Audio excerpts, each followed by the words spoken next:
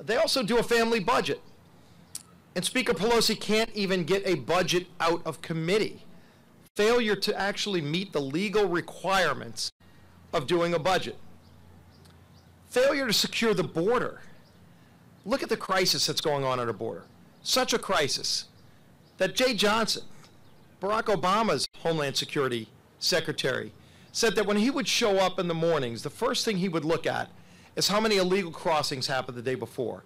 And if that number was over 1,000 illegal crossings in one day, that was a bad day for him and a bad day for the country. These days, we're seeing over 4,000 illegal crossings in one day. That's how serious of a crisis it is. And the Democrats fail to confront this problem. In fact, they're trying to say it doesn't even exist. The problem doesn't exist. Just hiding their head in the sand and failing to address the problem doesn't make the problem go away for families all across this country who want a secure border. Failure, as our leader said, to address infanticide. The fact that right now, in many places in America, if a baby is born alive outside the womb, it can still be murdered legally in many states. And we have a bill to make that illegal, to actually protect that baby who's born alive outside of the womb and give it the full protection that every other American has and deserves. And yet they fail to bring that bill to the floor. Failure to actually confront the growing anti-Semitism that we're seeing, not just in some pockets of America, but even in some pockets within the Democrat conference. Failure to address that problem as well. So as you've seen this far left radical shift by Speaker Pelosi's majority in the direction that they're trying to take the country, and the failure to even be able to confront any of these problems, what instead are they doing? Resolutions that don't even change the law, but also harassment, continued harassment of the president. You know, it was going to be collusion with Russia. It's witch hunts in every direction.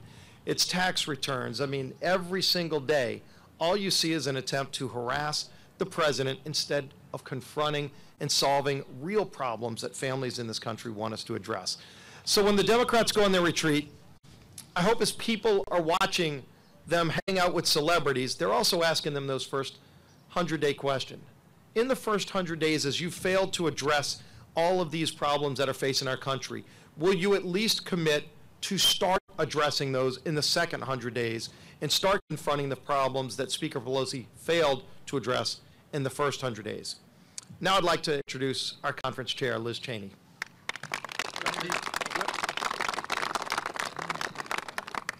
Thank you very much. 58 years ago, on this very plaza, John F. Kennedy was sworn in as President of the United States. And after he took the oath of office, he gave a speech that was a soaring call to freedom and to service. As we approach the 100th day of the Democrat majority, our Democratic colleagues need to decide whether they are the party of John F. Kennedy or of Alexandria Ocasio-Cortez and Bernie Sanders. They cannot be both. President Kennedy understood the miracle of our founding and that freedom was at the very heart of it. He understood the sacred duty that each generation bears to defend and protect that freedom.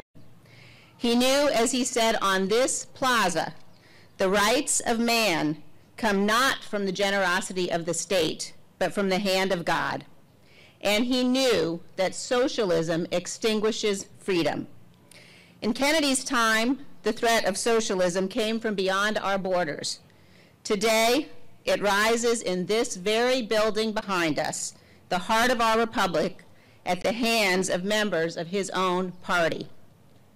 We are gathered here today to pledge to the American people that the Democrats who are embracing socialism will not prevail. Far too many Americans have bled and died securing our freedom.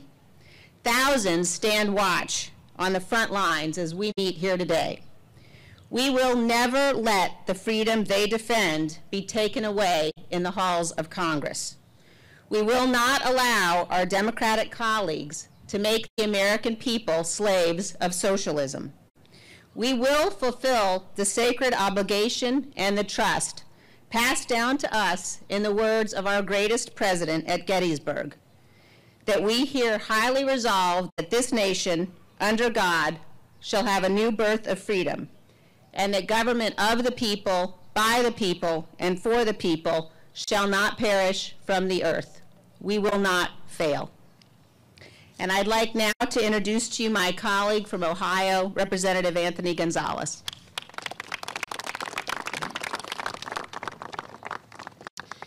Thank you. I am a new member